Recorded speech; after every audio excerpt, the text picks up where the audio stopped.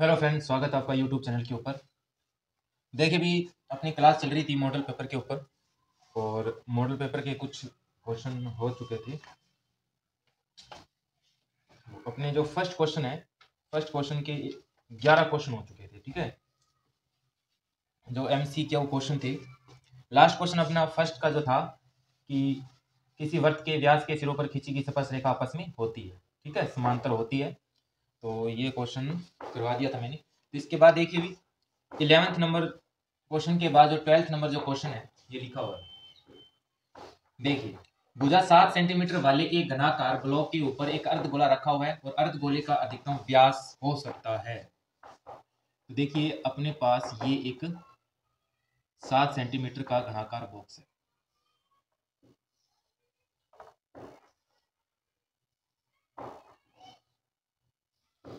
और इस बॉक्स के ऊपर जो इसकी भुजा है वो कितनी है? 7 सेंटीमीटर। 7 सेंटीमीटर है। इसके ऊपर एक अर्धगोला रखा हुआ है। अब देखो अर्धगोला जो रखेंगे वो कहां तक होगा? देखो भाई, ये जो अर्धगोला है वो इस भुजा के छूता हुआ। ठीक है, ये अर्धगोला रखा है। अगर अर्धगोला इससे 7 सेंटीमीटर से बड़े व्यास का अगर रखेंगे तो ये क्या हो जाएगा? नीचे गिर जाएगा। तो अधिकतम से अधिकतम जो इस अर्धगोले का जो व्यास होगा वो ये होगा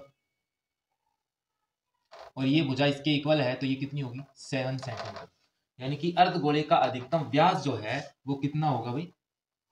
7 सेंटीमीटर। ठीक है, ये क्वेश्चन बदल के भी आ सकता है। ठीक है, तो अगर घन की भुजा जितनी है तो उस अर्धगोले का व्यास भी सेम होगा। इसके बाद का क्वेश्चन देखिए कि एक वृत्त के प्रत्येक चतुर्थांश का मान, एक वृत्त के प्रत्येक चतुर्थांश के कोण का मान। अब देखो ये वृत्त का चतुर्थांश कौन सा होता है? ये वृत्त वाली जो प्रश्नावली है अच्छे से की हुई है भी। देखो ये वृत्त के 4 चतुर्थांश हैं, फर्स्ट, सेकंड, थर्ड और फोर्थ। ये फर्स्ट चतुर्थांश, ये सेकंड, ये थर्ड और ये फोर्थ। तो ये जो चतुर्थांश है फर्स्ट, एक चतुर्थांश, इसका कोण का जो मान है वो कितना होता है? 90 डिग्री, यानी कि 90 डिग्री।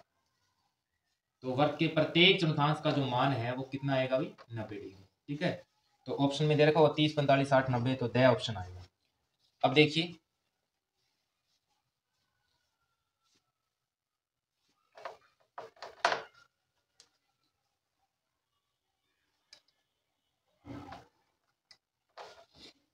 एक पासे को छालने पर 6 से बड़ा अंक आने की प्रायिकता। अब देखो प्रायिकता वाली जो प्रश्नावली आपने की होगी, जो प्रायिकता निकालते हैं अपने, तो प्रायिकता कैसे निकालते हैं?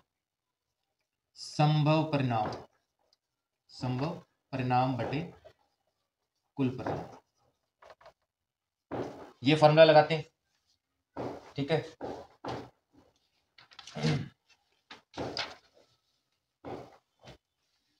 तो संभव परिणाम बटे कुल परिणाम ये फॉर्मूला होता है। और एक पासे को उछालने पर 6 से बड़ा अंक आए, तो एक पासे के ऊपर कितने अंक होते हैं? 1, 2, 3, 4, 5, 6। टोटल कुल परिणाम कितने होते हैं? 6 होते हैं। तो ये कह रहा है कि 6 से बड़ा अंक, अब 6 से बड़ा अंक तो है नहीं, तो संभव परिणाम कितने हैं? 0 और कुल परिणाम 6, तो आंसर क्या आएगा? 0। तो अपने इसका आंसर क्या लिखेंगे? 0 आएगा।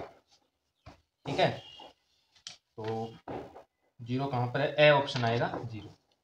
एक बात और ध्यान रखना कि अगर किसी प्रायिकता का मान 0 होता है तो वह कौन सी घटना कहलाती है? अभी असंभव घटना कहलाती है। अगर प्रायिकता का मान, अगर प्रायिकता का मान 0 आए तो ये कौन सी घटना कहलाती है?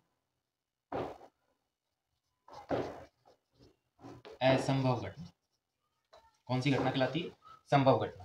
ठीक है, और जिस घटना का होना निश्चित हो वह घटना कौन सी होती है? उसका मान, सॉरी, उसका मान कितना होता है? 1 होता है। अगर प्रायिकता का मान 1 आए तो उसे क्या बोलते हैं? संभव घटना, या अपने बोलते हैं निश्चित घटना। और प्रायिकता का मान जो होता है 0 से बड़ा या बराबर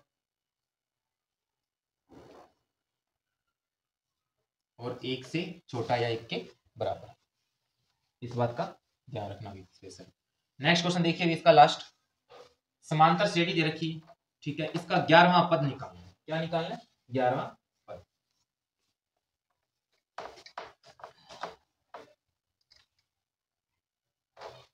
देखिए 11वां पद निकालना है।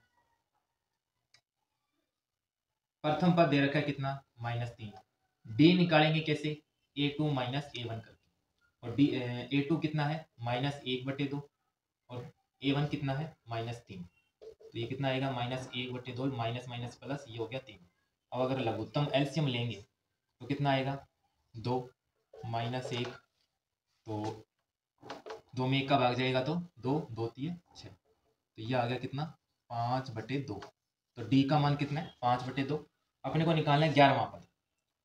अब जब nवां पद निकालते हैं तो फॉर्मूला होता है a + n-1 d। तो अपने को चाहिए 11वां पद। a का मान कितना है? -3 प्लस n कितना है? 11 - 1 d 5/2।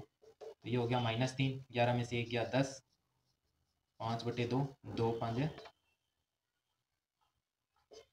10, तो ये कितना आ गया? -3 प्लस 5 5 25, 25 में से 3 के तो कितना आया? 22। तो देखो अभी 22 नंबर कहाँ आ रहा है इसका? ए ऑप्शन आएगा। कौन सा आएगा? A option. ठीक है, तो इस प्रकार अपना ये फर्स्ट क्वेश्चन जो है वो कंप्लीट होता है। ठीक है, ये एमसीक्यू क्वेश्चन थे फर्स्ट के 15। अब देखो सेकंड क्वेश्चन जो है, निम्नलिखित प्रश्नों में रिक्त स्थानों की पूर्ति कीजिए और उत्तर पुस्तिका में लिखिए। तो देखो सेकंड जो प्रश्न है, सेकंड प्रश्न में जो फिल इन द ब्लैंक्स है वो 7 क्वेश्चन होंगे। कितने होंगे? 7 क्वेश्चन।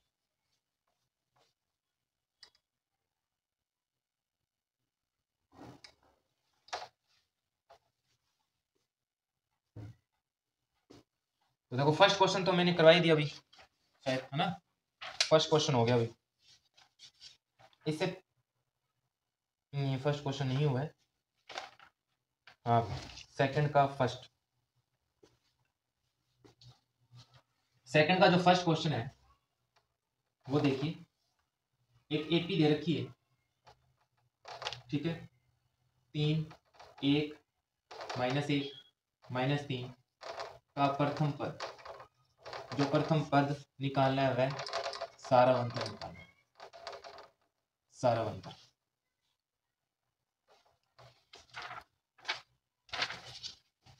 देखिए, समांतर श्रेणी जो है इसका प्रथम पद क्या होगा? 3। कितना आएगा? 3, यानी कि a का मान जो है 3। सारावंतर पूछा है तो सारावंतर कैसे निकालोगे? a2 - a1 करके, तो 1 में से क्या घटाओगे? 3। तो अपना जो सारावंतर है वो कितना आएगा? -2। ठीक है,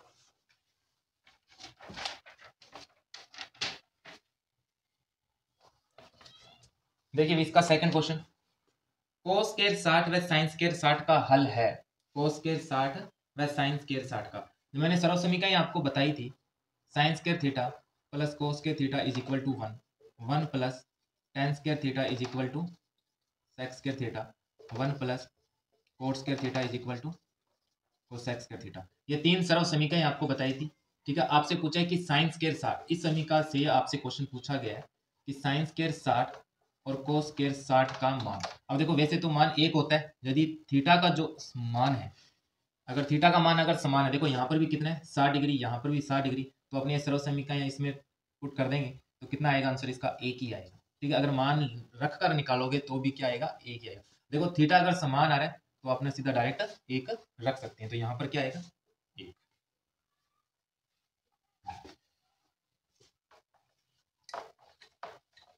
ये फिल इन द ब्लैंक्स, रिक्त स्थान की पूर्ति, ये वाला क्वेश्चन चल रहा है अभी। 7 प्रश्न आएंगे, रिक्त स्थानों की पूर्ति करो, और सेकंड क्वेश्चन के 2 क्वेश्चन हो चुके हैं। अब देखिए थर्ड वाला, एक शंकु की त्रिज्या। अब देखो शंकु पे क्वेश्चन अगर आ जाए, ये अपना शंकु, ये क्या होती है भाई? त्रिज्या। ये होती है तिर्यक ऊंचाई, और ये जो है ये होती है तिर्यक लंबाई। ठीक है, अब इसने कहा है कि त्रिज्या अपनी कितनी है? 6 सेंटीमीटर, ऊंचाई कितनी है? 8 सेंटीमीटर। तो तिर्यक लंबाई का जो सूत्र होता है वो L स्क्वायर बराबर R square plus H square होता है। R का मान कितना है? 6 की स्क्वायर, H का मान 8 की स्क्वायर, चिकू चिकू 36, अठू अठू 64, कितना हो गया 6 4 10 0 100। एल स्क्वायर का मान 100, तो एल का मान कितना आएगा, 100 का वर्गमूल लेंगे तो 10 सेंटीमीटर, यानी कि तीरे की लंबाई का जो मान है वो कितना आएगा अपना 10 सेंटीमीटर आएगा। तो तीरे की लंबाई जब निकालते हैं अपने तो इसका यही फार्मूला होता है, ध्यान रखना इस चीज का, ठीक है। देखिए भी नेक्स्ट, वर्गीकृत आंकड़ों का माध्य ज्ञात करने का सूत्र।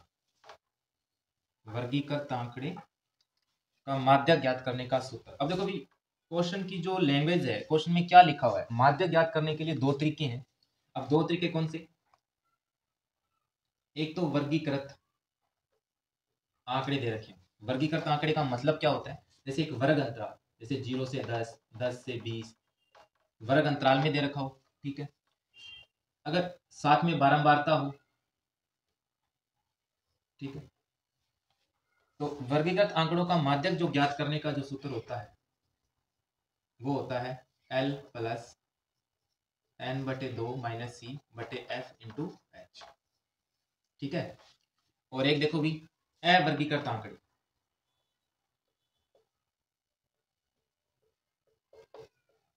देखो मॉडल पेपर में वर्गीकृत आंकड़े ज्ञात करने माध्यिका का सूत्र पूछा हुआ है। वर्गीकृत आंकड़ों का माध्य ज्ञात करने का सूत्र लिखना है। अगर क्वेश्चन में हो सकता है कि अवर्गीकृत आंकड़े पूछ सकता है, तो मैं दोनों ही फार्मूले आपको बता रहा हूँ। तो वर्गीकृत का तो ये होता है, और अवर्गीकृत में कैसे निकालो, देखो भी आपको आंकड़े दे रखे हैं। अगर आंकड़े आपको सम संख्या में दे रखे हैं तो कौन सा फार्मूला है, अगर विषम संख्या में दे रखे हैं तो कौन सा फार्मूला लगेगा। तो कैसे करोगे, देखो भी यदि n यानी बारंबारताओं का योग, बारंबारताओं का योग क्या होता है अभी, n होता है, स्मॉल n, या फिर इसको कैपिटल N से भी लिख सकते हैं। अब देखो फर्स्ट, यदि n विषम हो, n का जो मान है वो किसमें हो, विषम संख्या में, तो कौन सा फार्मूला लगेगा अभी माध्यक निकालने का, तो माध्यक अपना आएगा n प्लस 1/2वां पद, ठीक है। अगर n सम संख्या में हो तो कैसे निकालोगे माध्यक,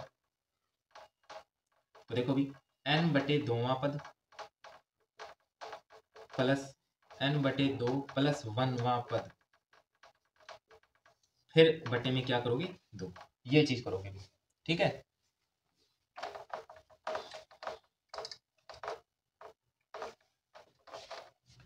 इसमें देखो भी अवर्गीकृत आंकड़े के अंदर थोड़ी सी एक चीज और ध्यान रखना कि जब आंकड़े दे रखे हो तो उनको आरोही क्रम में सबसे पहले लिखोगे, ठीक है। आरोही क्रम में लिखने के बाद जो n का मान है, ठीक है, अगर n का मान सम संख्या में आ रहा है तो कौन सा फॉर्मूला लगेगा, n/2वां पद प्लस n/2 प्लस 1वां पद, दोनों पद को जोड़कर 2 का भाग दोगे। अगर n विषम संख्या में आ रहा है तो n प्लस 1/2वां पद जो आएगा वो अपना क्या होगा, माध्यक होगा, ठीक है। पांचवा देखो, उस प्रेक्षण का मान जिसकी बारंबारता सबसे अधिक हो।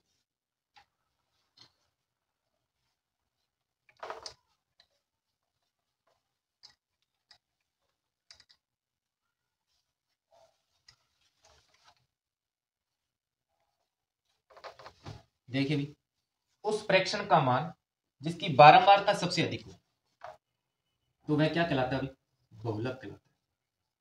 क्या कहलाता है, बहुलक।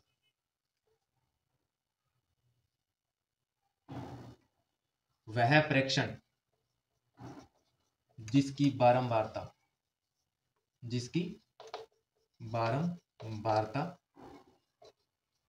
अधिक हो, ठीक है। और एक देखो भी बहुलक निकालने के बड़ा सूत्र कौन सा होता है, बड़ा प्रश्न भी तो आ सकता है, तो L plus F1 minus F0 2F1 minus F0 minus F2 into H, ठीक है।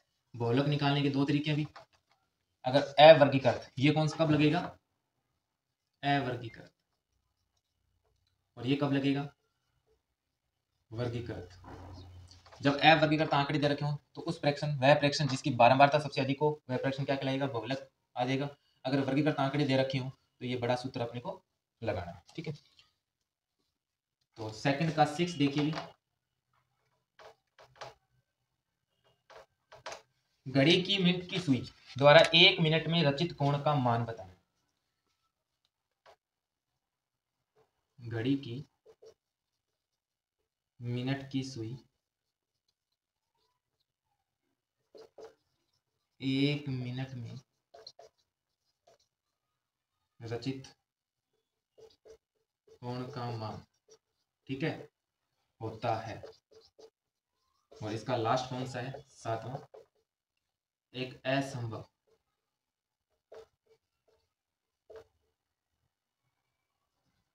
घटना की प्रायिकता होती है। देखो सेकंड के जो 7 क्वेश्चन रिक्त स्थान वाले क्वेश्चन आएंगे उसमें से ये 5 क्वेश्चन मैंने करवा दिए। छठा क्वेश्चन देखो दूसरे का कि घड़ी की मिनट की सुई 1 मिनट में रचित कोण का मान क्या होता है। देखो वैसे तो इसका जो मान होता है वो होता है 6 डिग्री। ये 6 डिग्री कैसे आया, तो देखो 1 घंटे में कितने मिनट होते हैं, 60 मिनट होते हैं, ठीक है। जब घड़ी की जो मिनट की सुई जो है 1 मिनट में एक चक्कर कितना लगाती है, पूरा एक चक्कर लगाती है, ठीक है। और पूरे एक चक्कर में कुल कोण कितना होता है, 360 बटे 1 मिनट में, ठीक है। 1 घंटे में कितने लगेंगे, 60 मिनट, कितना आएगा अभी, 6 डिग्री, ठीक है।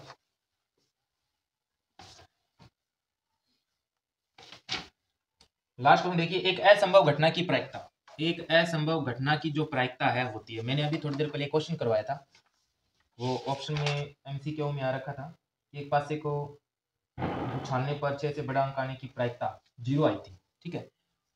तो एक असंभव घटना की जो प्रायिकता होती है वो होती है 0। कितनी होती है, 0 होती है। जिसे क्या बोलते हैं, असंभव घटना। और एक संभव घटना की प्रायिकता क्या होती है, ये भी बताया था मैंने।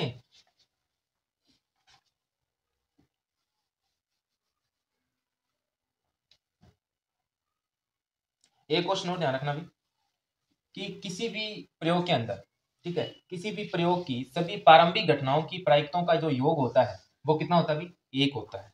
यानी कि एक छोटा सा फार्मूला है वो आप याद रखोगे,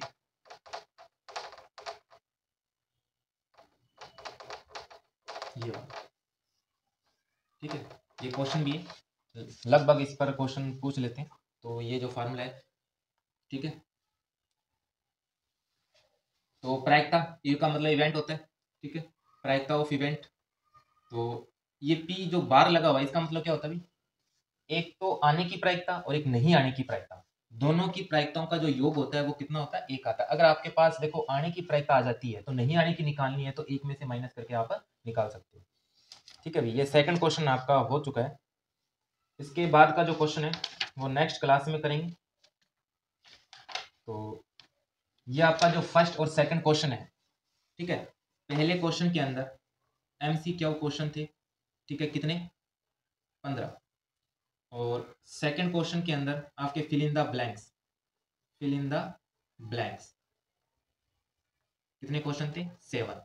इसके बाद third number question next class में करेंगे, वो होंगे वन लाइनर, वन लाइनर कितने क्वेश्चन होंगे, 10 क्वेश्चन होंगे जो कि नेक्स्ट क्लास में अपने करेंगे। तो अब मैं विदा लेता हूँ, थैंक यू।